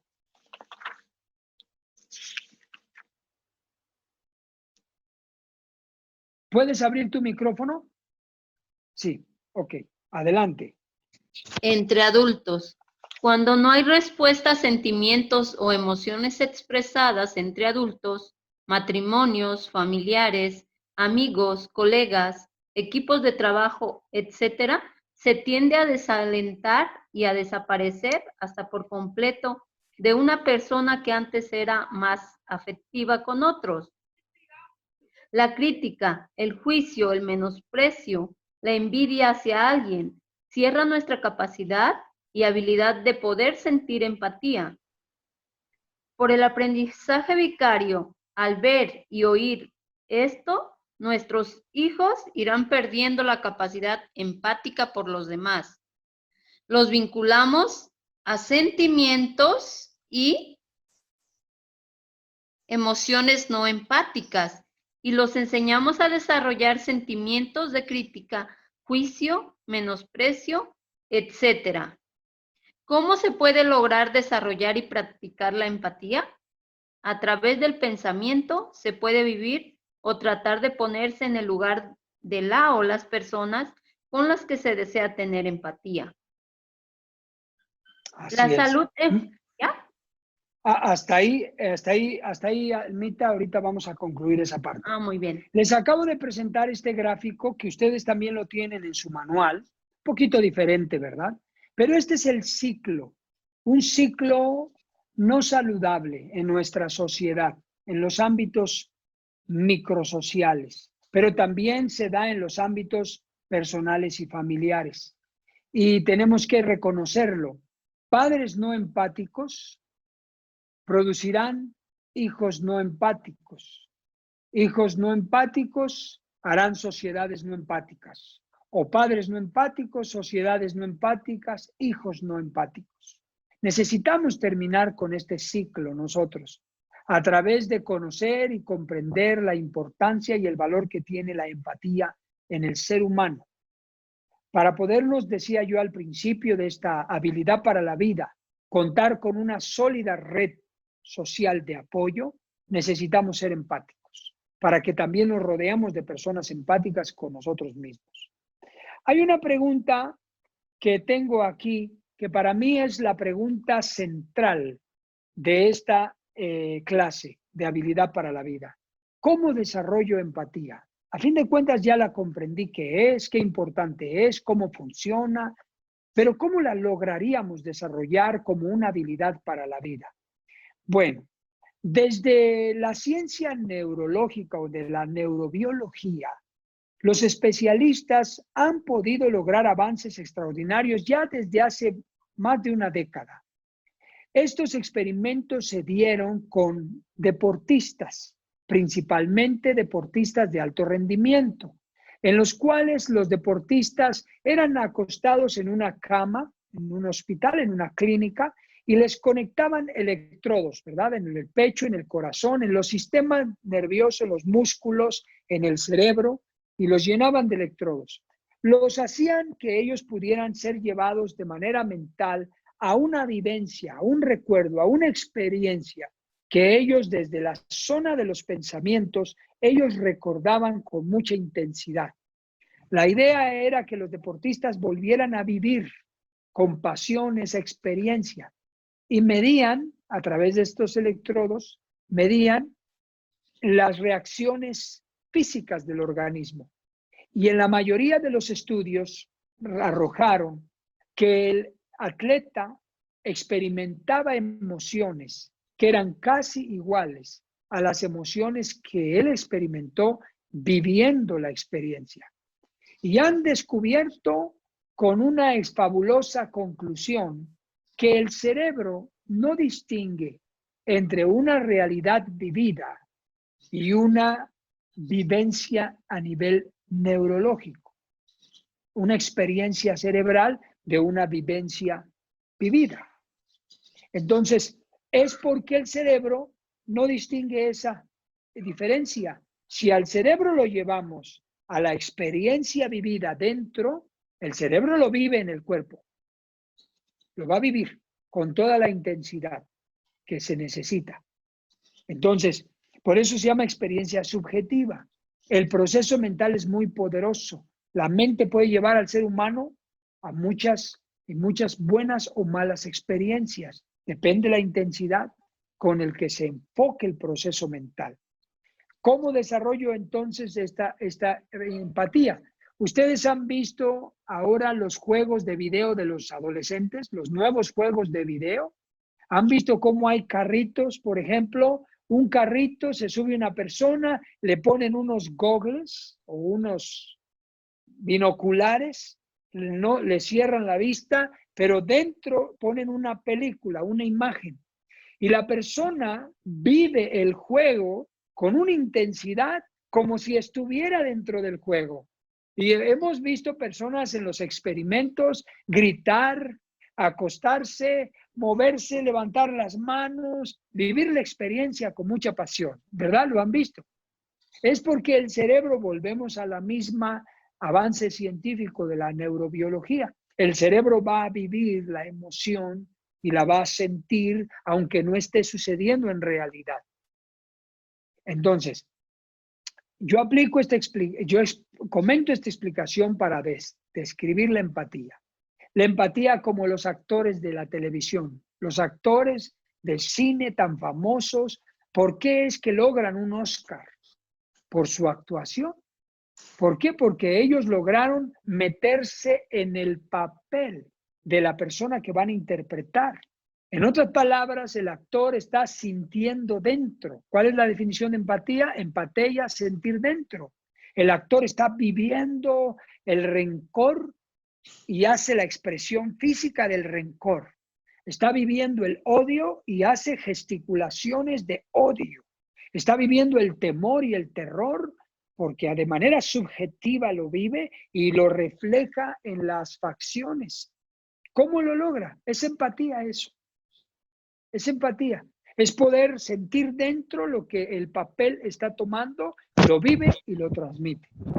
De esa manera nosotros, si queremos desarrollar la habilidad de la empatía, tenemos que aprender a ser más sensibles y ponernos a pensar, si yo estuviera en tu lugar, ¿cómo me sentiría? Si yo estuviera realmente viviendo lo que tú vives, ¿cómo estaría sintiendo? Y eso nos dará un nivel, una habilidad, por eso se llama habilidad, de poder experimentar los sentimientos más profundos de otra persona.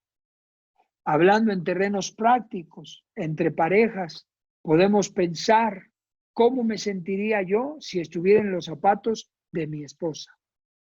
¿Cómo estaría yo si estuviera en los zapatos de mi esposo? Si yo tuviera que estar en sus zapatos, la carga que tiene el trabajo, etcétera. O los hijos, ¿cómo estaría si yo fuera mi hijo en este momento? Si estuviera con estos maestros, con estos compañeros, en este lugar. Entonces eso nos permite ser comprensivos, empáticos, sentir dentro. Y de esta manera lograr desarrollar esta habilidad que tanta falta le hace al mundo de hoy.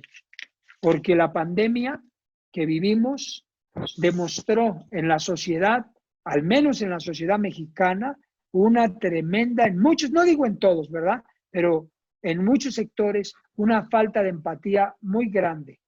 gente enferma de COVID, por el hecho de tener COVID, era maltratada, discriminada, ofendida, era sacado de contexto de una realidad el asunto de la pandemia. Algunos no los dejaban entrar a su casa, otros los sacaban de sus casas, otros no dejaban que los velaran en su casa. Era una situación muy crítica. Médicos fueron agredidos, fueron corridos, tuvieron que dormir en los vehículos porque no los dejaban regresar a su casa. Y pues esto se vivió de una manera muy negativa. La infodemia, ¿verdad? Las personas que les encanta el asunto de las redes sociales, no empáticas, en lugar de ayudar, hacían una infodemia, es decir, una epidemia de información negativa sobre el coronavirus y nada más puros fake news y puras situaciones fuera de contexto para alterar la situación y para tener a la sociedad en pánico y en psicosis. Yo no digo que no sea grave la situación, pero también reconozco que hubo un exceso de información no legítima. ¿Y por qué? Por una falta de empatía de los que usan medios informativos de comunicación. Entonces, la falta de empatía nos lleva a comportamientos desasociados, conductas desadaptativas. Y la empatía nos lleva a la fraternidad, a reconstruir redes sociales de apoyo con las cuales nos vamos a unir unos a otros, a ayudar unos a otros, fortalecer unos a otros para reconstruirnos y desarrollar la resiliencia en redes sociales de apoyo. Queridos estudiantes, esta es la conclusión de nuestra clase y voy a invitar, por favor, para que Heréndida no ha leído, me parece. Heréndida, ¿quieres leer? Sí, claro. Muchas gracias. Quiero pedirte, Heréndida, antes ya de despedirnos y concluir, ¿puedes leer la conclusión general de nuestro curso? Vamos a leerlo. Claro. Conclusión general. La resiliencia emocional es un conjunto de capacidades que nos permitirán evitar la destrucción emocional, mental y física que pueden causar las crisis, las pérdidas y los eventos catastróficos que sin duda cualquier ser humano llega a vivir. La resiliencia nos ayudará a reconstruirnos después de y mantenernos con integridad durante el proceso. Como lo dice el sociólogo belga Stefan Van Steen, lograr un comportamiento vital positivo frente a la destrucción. Y para llevar a cabo este proceso, es indispensable que el individuo tenga la capacidad de observar y comprender su propio proceso de aprendizaje de manera consciente. Gracias a esta habilidad, podrá identificar errores, vicios o defectos en su metodología actual para corregirlos o ajustarlos, de tal manera que pueda lograr sus objetivos eficientemente. Asimismo, sea capaz de adquirir la habilidad de abstraer sus estrategias de aprendizaje para aplicarlas en distintos ambientes. Esta habilidad es conocida como metacognición. Mulliers, 2013. Muchas gracias, Heréndida, por tu lectura. Queridos estudiantes, pues esta es la conclusión general de nuestro curso. Depende mucho de nosotros, como lo escribí aquí en este inserto de Mulliers, el proceso de la metacognición en nuestra vida. Así que les animo mucho para que ustedes puedan aplicar este conocimiento, llevarlo al terreno de la práctica y poder sacar el mayor provecho de este aprendizaje. Y como hablamos en nuestros objetivos psicoeducativos del curso, ustedes recordarán que les presenté unos objetivos psicoeducativos y la meta es cumplir estos objetivos. ¿Qué es lo que estamos logrando al terminar este curso? Que ustedes hayan identificado las capacidades resilientes, que ustedes hayan desarrollado resiliencia, que hayan reflexionado sobre situaciones reales, críticas y adversas y que hayan aplicado este conocimiento para que de manera autogestiva y metacognitiva puedan lograr la reconstrucción de áreas de la vida, cerrar ciclos de dolor, haber superado crisis duelos traumáticos, haber logrado la aceptación. Por supuesto, es construir, después del aprendizaje, construir los cambios en nuestra vida. Les agradezco mucho su atención, su participación. No olviden elaborar su diagnóstico personal para estarlo presentando de aquí a que terminemos la conclusión del curso, cuando presenten ustedes sus evidencias de aprendizaje, sus evidencias de la participación del curso. Muchas gracias. Tenemos la visita, y para mí es una sorpresa una vez más, tenemos la visita de la directora de la institución de Icategro y la sorpresa de tener con nosotros nuevamente al licenciado Narno Leiva, director general de Icategro en todo el estado. Mucho gusto en saludarlos, directora, licenciado Narno. Gracias por acompañarnos en la conclusión y en el cierre de este curso. Adelante. Buenas noches, muchas gracias, licenciado Gabriel. Les saludo a todos, estudiantes. Decirles que es un gusto estar con ustedes el día de hoy, saludándoles. Y tenemos un invitado especial el día de hoy, que es nuestro director general, licenciado Narno Leiva Hernández. Y he de reconocer que ha sido una persona que nos ha ayudado mucho. Por él es que estos cursos están impartiéndose, nos ha apoyado a la unidad de capacitación Teloloapan. Licenciado Narno, bienvenido, gracias por estar con nosotros y me gustaría que pudiera usted expresar algunas palabras, por favor.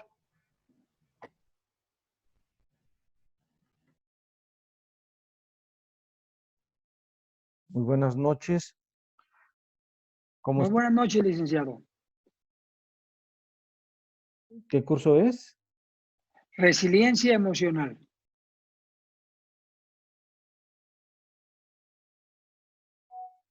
Muy bien. Me da nuevamente mucho gusto saludarles. Hace rato estuve en un curso de inteligencia emocional. Hoy estoy con ustedes nuevamente. Saludo a mi amiga y directora de Icategro Teloloapan, Angélica Cuevas. Y me da mucho gusto saludar de nuevo al maestro Gabriel López Pardo. Y saludo a todas y a todos los asistentes a este curso. Hace rato hicimos una dinámica importante que me gustó muchísimo, en el sentido de ver qué tanto habían aprendido y en qué les sirvió el curso en la vida personal y laboral. Estos cursos son muy importantes. Yo espero que haya sido muy benéfico para ustedes, pero estoy totalmente seguro que con la capacidad del maestro, así como he escuchado los comentarios que han vertido los alumnos y alumnas, realmente es una garantía de ética profesional y sobre todo que Icategro se viste de gala en tener personas como ustedes, como alumnos y al maestro como capacitador. Bienvenidos y me encantaría muchísimo escucharlos. Muchas gracias, licenciado Narno. Estudiantes, pues sería una grata oportunidad para ustedes y también para el director general de la institución en el estado y la directora Angélica escuchar, porque el esfuerzo que hacen para hacer lograr estos cursos para cada uno de nosotros, de ustedes, pues es muy valioso, muy importante. Gracias a la gestión, al trabajo, a la representación de ellos es que se logra. Tania, adelante, ¿cuál ha sido tu aprendizaje que pudieras compartirnos? Buenas noches. Antes que nada quiero agradecer a ustedes como autoridades la posibilidad que nos dan de poder tomar este curso, la verdad, a un costo que pues es casi nada y nos permite prepararnos y seguir día a día el querer superarnos. Con ustedes estoy agradecida porque la dirección de este curso pues ha sido magnífica y la participación de los compañeros también, aunque estamos a distancia, creo que el podernos reconectar en estas circunstancias ayuda para todos. Y sí, sin duda el aprendizaje que me llevo es muchísimo, ¿no? El hacer esa introspección para conmigo misma y el ir rescatando cosas que quizá en mi infancia me marcaron y yo no entendía en un futuro el por qué las hacía.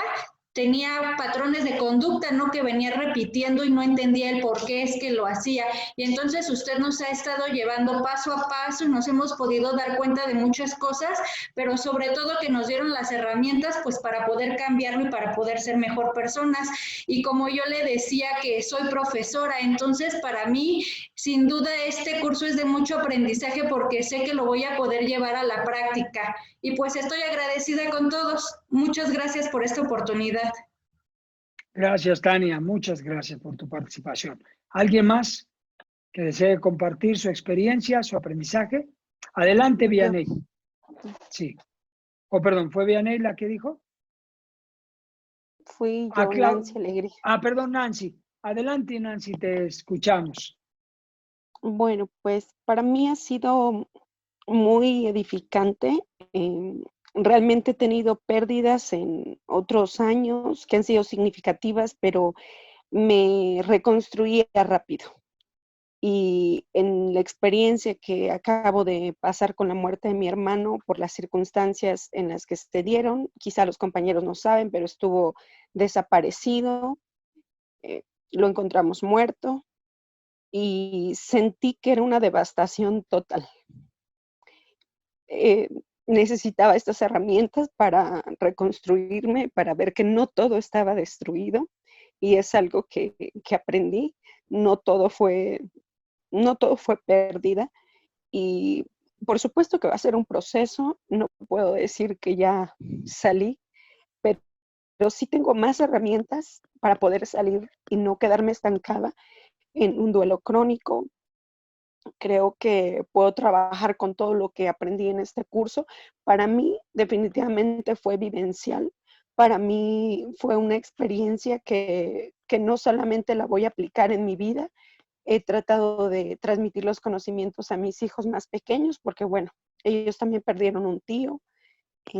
Hay más familia, pero realmente tengo herramientas con las cuales levantarme y continuar y no quedarme inmersa en una depresión o en un enojo por las circunstancias, sino que puedo continuar.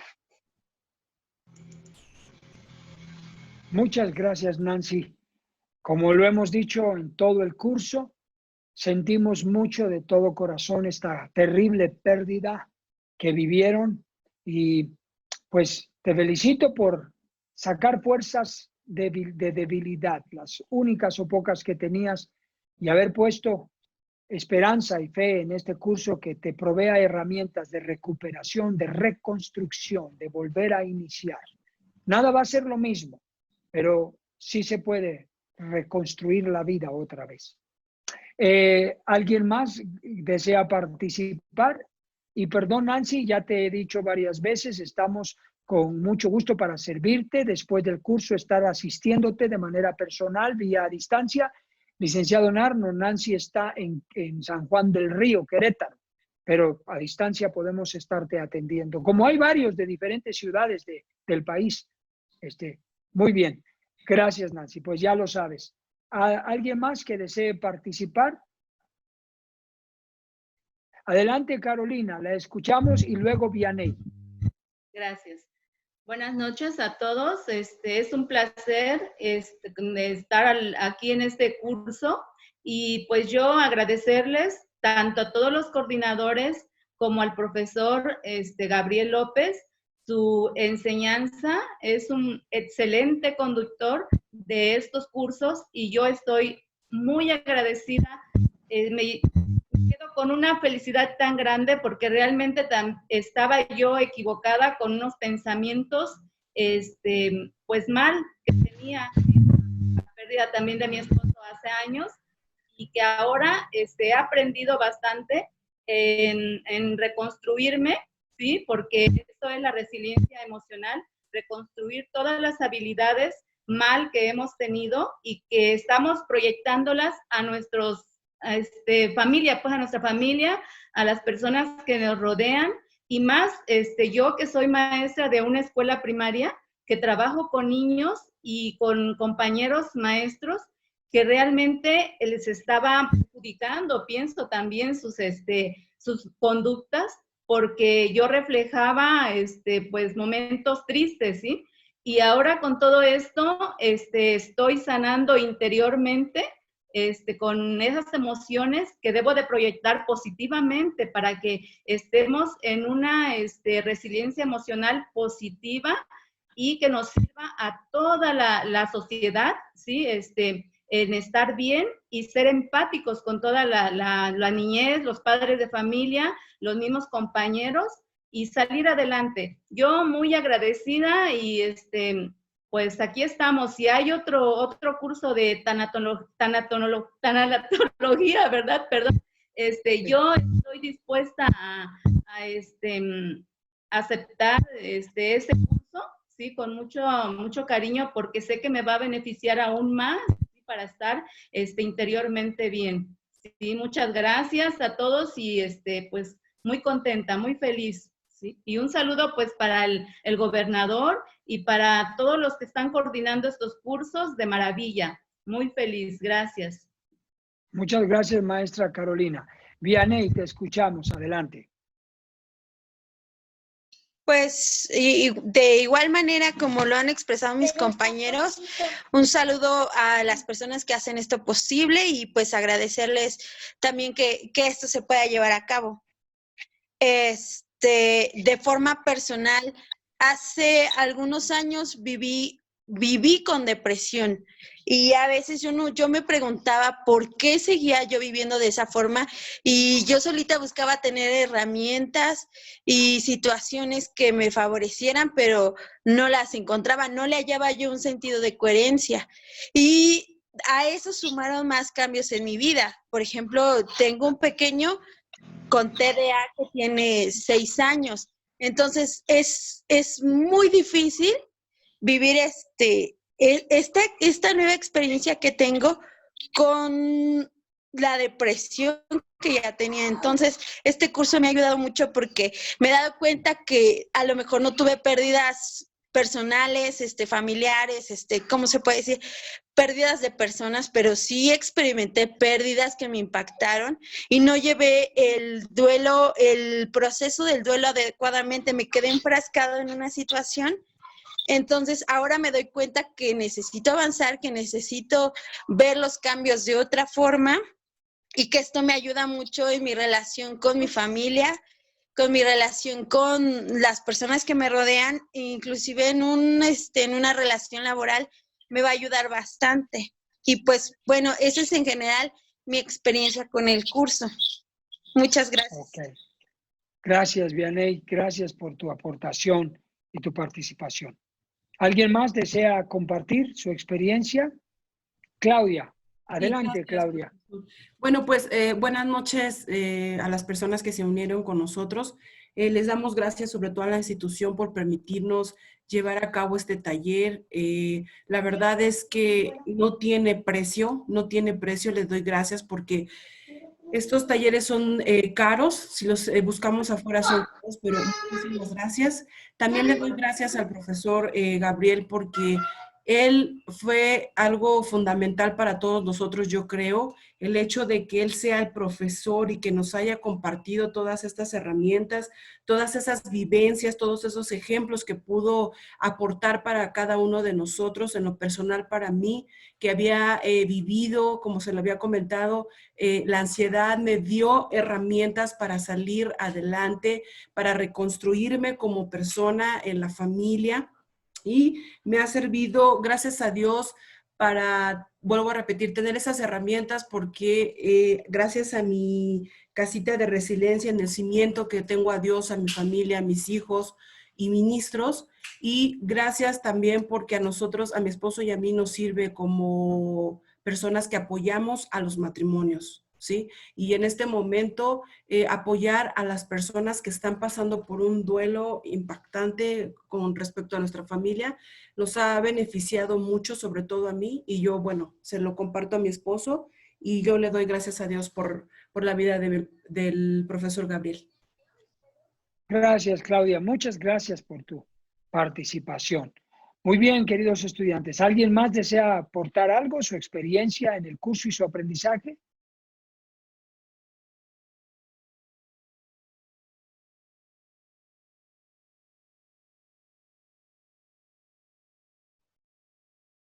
¿Ok? Bien, parece que por ahora serían los licenciado Narno, directora Angélica. Estas son las aportaciones de los estudiantes. Adelante, les damos oportunidad a ustedes también de expresar.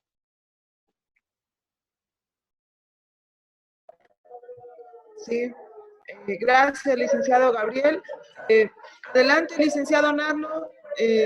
No sé si tenga algo que comentar.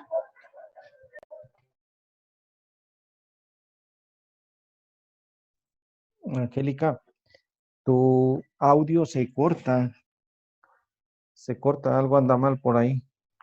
Y lo que sucede es y de 2 que 3 compañeras que hablaron también se cortó un poco, pero bueno, son gajes del oficio. Yo quiero comentarles que me siento muy a gusto trabajar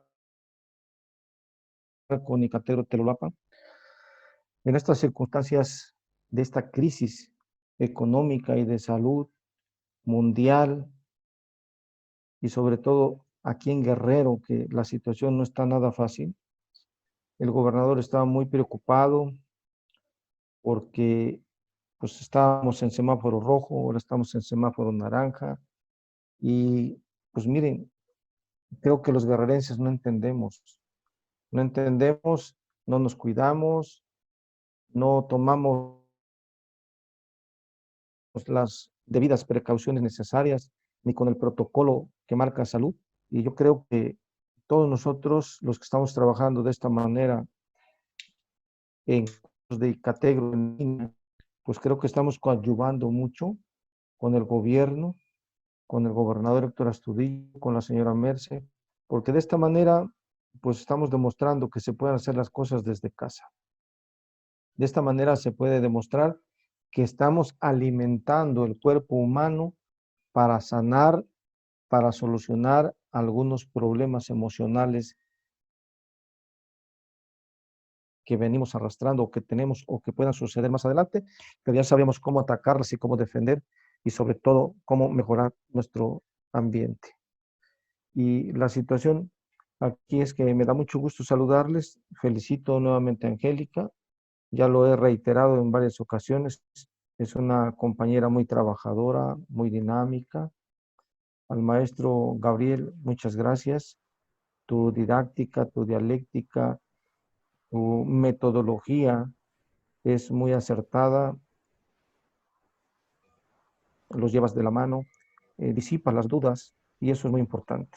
Entonces, señoritas, compañeras, profesionistas que están ahí, veo que algunos están acompañados también con sus esposos, pues reciban un saludo del gobernador Héctor Astudillo, reciban también un saludo de la señora Merce, de Narno Leiva, su servidor, y sobre todo decirles que muy pronto vamos a firmar sus constancias para que lo más pronto posible las tengan ustedes, porque estas constancias tienen valor curricular y sobre todo que en este momento es reconocida a nivel nacional a través de la Secretaría de Educación Pública. Donde quiera que vayan, ese documento les sirve. Y les voy a decir por qué. Vamos a imaginar que ustedes hayan recibido un curso que será de paneles solares, un curso de estilismo, un curso de gelatinas artísticas, un curso de algo que sirva para fomentar el autoempleo. Ese documento, si se van a Yucatán, si se van a Sonora, si se van a México, pues les sirve, porque en toda la República Mexicana hay un ICAT. ¿Qué significa ICAT? Hay un instituto de capacitación para el trabajo en todos los estados, en todas las entidades. Esto es, pues les va a servir como si fuera un diploma por haber cursado unos 20, 30, 40 horas y algunos hasta 100 horas de cursos, depende del curso. Entonces, eso les avala para que ustedes puedan ejercer pues una profesión de artes y de oficios que les permite a los que por alguna razón no tuvieron estudios, pues con eso se pueden ayudar. Pero ustedes que tienen preparación académica, que dan clases y que son docentes, pues les va a ayudar muchísimo también. ¿Por qué? Porque eso lo van a llevar a cabo en sus centros de trabajo. Mejoran en su ámbito laboral y eso es fundamental. Entonces yo creo que lo más importante es que ustedes se sientan a gusto, que hayan disfrutado este curso y estamos a las órdenes de ustedes y Categro les dará todas las facilidades que así lo requieran para más cursos. De antemano, Angélica cuenta con mi apoyo. Tenemos el recurso suficiente para los cursos y tengan la certeza de que les vamos a ayudar. Entonces, si no hay otro comentario, pues yo me despido de ustedes, estoy a sus órdenes y les saludo desde Chilpancingo, Guerrero, y saludos a Telolapan y a los que están de visita a través de las redes sociales y a través de línea, pues de otros estados y de otras entidades. ¿Algo más que quieran agregar? Gracias, licenciado. Perdón. Bueno, esperamos que pase esta pandemia y que usted visitarnos nuevamente. Nosotros, los instructores, alumnos, sería un placer para nosotros tenerlo aquí, director. Claro que sí. Y te voy a llevar un buen micrófono, Angélica, para que no ande fallando tu sonido. ¿Verdad? Bueno. Está bien, Sí, lo claro acepto. que sí. Pues muchas gracias a todos. Muchas gracias, licenciado Narno. Cuídense mucho. Un abrazo, bendiciones. Hasta luego. Muchas gracias por haber estado con nosotros en esta conclusión del curso. Hasta luego. Hasta luego. Gracias, licenciado Gabriel. Hasta luego. Gracias, directora Angélica. Muy amable por la sorpresa. Y qué gusto que hayan estado con nosotros. Buenas noches. Buenas noches. Queridos estudiantes, muchas gracias a todos por el esfuerzo, el trabajo, la dedicación que emplearon para este curso. Les felicito mucho